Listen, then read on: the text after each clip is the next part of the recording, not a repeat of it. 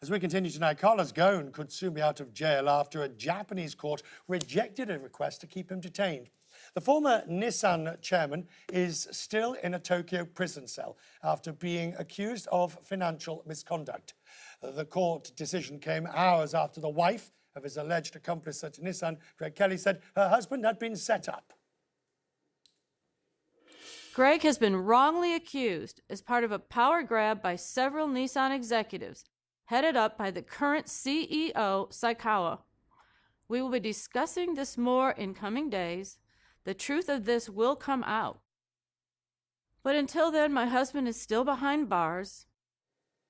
That's fairly dramatic stuff. Nissan says it rejects Mrs. Kelley's claims, saying it was only Ghosn and Greg Kelley's misconduct which sparked their investigation. The finger-pointing, the infighting at Nissan, it could spell disaster for its alliance with Renault.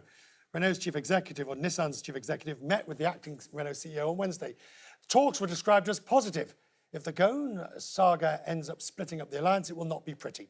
Now, think of Daimler and Chrysler. In fact, I almost still call it Daimler Chrysler by accident. It was one of the least successful mergers in auto history, with Daimler taking a $4 billion charge just to get rid of them.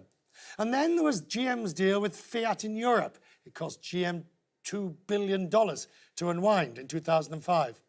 Volkswagen's investment in Suzuki in 2009, 2 years before the two sides decided to break up again. Rebecca Lindland's with me from Kelley's Blue Book Executive Analyst. Good to see you. Before we get to the general question, what do you make of this question, that there was something fishy going on, something underhand? The claim by Kelley's wife that there's more to this story than meets the eye. Well, it's very dramatic, and rumors of some kind of executive coup were really floating as soon as the news broke. I think when I'm reading about Mr. Kelley's situation where he was expecting to have surgery, they actually sent the corporate jet for him in Nashville to bring him to Tokyo for this meeting, and then he actually was arrested. It is incredibly dramatic. I mean, it's really unsettling in many ways, and it speaks to a significant betrayal of his colleagues at Nissan. So we'll see how this plays out. I am encouraged that the court rejected the efforts to continue to detain them in prison, but they still have to go through a bail hearing. Right. So they're really not close to being out yet. And the question of these alliances, do you get the feeling the Renault-Nissan one is on the rocks? Well, it's on the rocks because of Carlos Ghosn's situation. So it certainly was not seen as on the rocks prior to this, but it was actually starting to make get some momentum.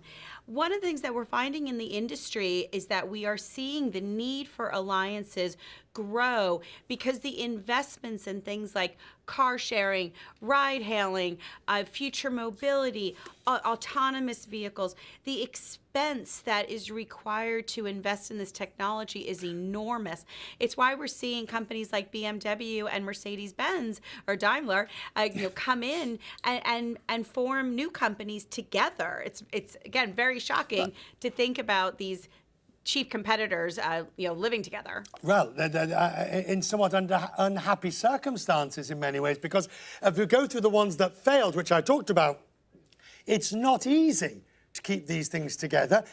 And, precisely the point, if you take Carlos Ghosn out of that alliance, the thing starts to fray and fall apart. It has not got the ability. He was or is the glue that's holding it together. Well, it depends on how they're structured. Richard, one of the things that when I look back at that Daimler-Chrysler merger of equals, it was called, one of the things that disrupted it so much was that they didn't have a common consumer. Right. They were not designing vehicles for the same type of buyer. It's why Fiat Chrysler has actually done pretty well, because their buyer is the same mentality. So I think that's one of the things that there is a possibility that we could see the Renault-Nissan Mitsubishi alliance. We could see it succeed and work its way through this because they have a common buyer, but it's definitely very disrupted right now. Good to see you, as always. And I bet I'm not the only one who still sometimes by accident says Daimler Chrysler. It's somewhere lodged. I know. Have a happy Christmas.